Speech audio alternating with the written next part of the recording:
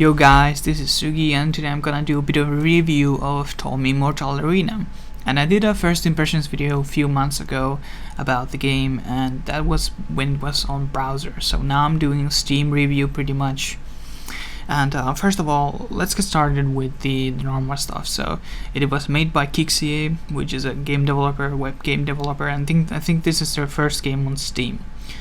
And TOME Immortal Arena is a MOBA game, and as most of the people know who are watching this video, and it has two maps. It has a 3v3 map and it has a 5v5 map.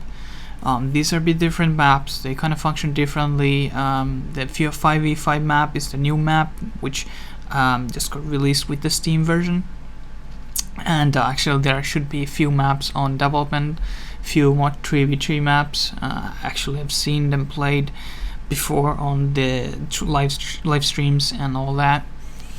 But before I talk about the maps, I want to talk about a bit of the characters. So the characters are in these 5 different realms, which is 6 different realms. You have kind of like in Magic the Gathering. You have the fire realm, the ice realm, the water, and these are really interesting kind of design choice. So you can choose a character from each of the realms.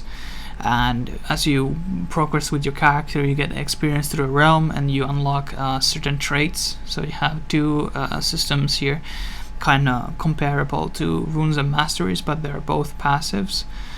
And this is kind of like a progression system, and as your character has an individual level as well, which will unlock other traits as well. Very similar to Heroes of the Storm style pretty much. And it's pretty cool. So let's move on to the actual gameplay stuff. So every character starts with 3 abilities and they will unlock the ultimate at level 6. There is no mana. There's like very constant dynamic gameplay, which is all kind of objective based. So the 3v3 map can last anywhere from 5 to 9 minutes. The 5v5 map usually lasts like 15 to 20 minutes probably. And that's average time, so the games are not too long comparable to League of Legends or other MOBAs like Dota or Han or even Smite. So there's the game time, which is really different.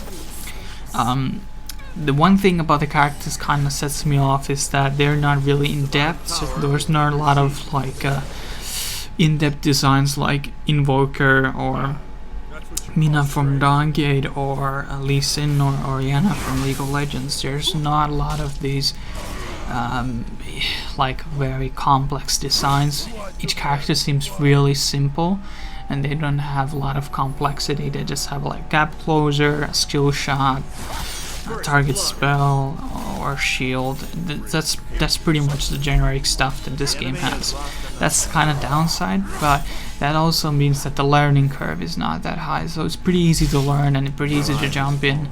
You also have an auto buy system which automatically buys the items for you.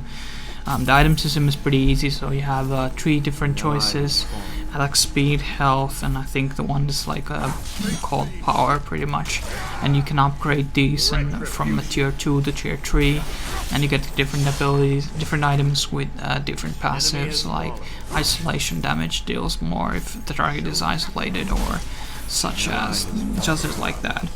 The items are pretty cool. There could be more items to have more variety. I don't think I saw a lifesteal item, for instance. That's something they could add. The 5v5 map is actually really interesting. So you don't have consumables in this game also. So you have like these light bulbs, or which you can go attack and they will grant you time for a time period. Then you have these health relics, regen relics, which give you a speed boost so you can get back to lane. Then you have so you can buy items anywhere. There's just a channeling time, so you can of course recall back to base and buy there also, but there's no point unless you want to heal yourself to full health. And there's out of combat regen, which all the gameplay dynamics are really revolving around like laning and as an objective control and fast-paced gameplay, so you don't have to teleport back to base and all that stuff. And the experience will be kind of like distributed, and gold will be distributed among your team members. The one downside I have is that you can't start with any item at the very beginning, so that's kind of weird design choice in my opinion, because it doesn't give you a lot of like early game strategy, like I want to start with attack speed, or I want to start with more health so I can sustain on lane. That's kind of lame, but you know, the gold comes pretty easily though once you last hit, and there's of course passive gold gain in the game. Giving to the verdict of the game, I think it's an okay game. It doesn't have maybe the best graphics. It has okay graphics. It's pretty simple game. It does some things uniquely. It's nothing too outstanding, but I think it's still a solid game if you're looking for alternatives since Stargate got closed, or you're just bored of League and Dota.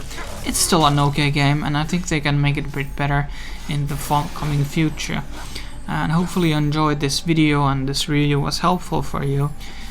Please share, like and subscribe as always, and we'll be making more movie reviews and more mobile content in this channel. See you guys on the next video. Thanks for watching.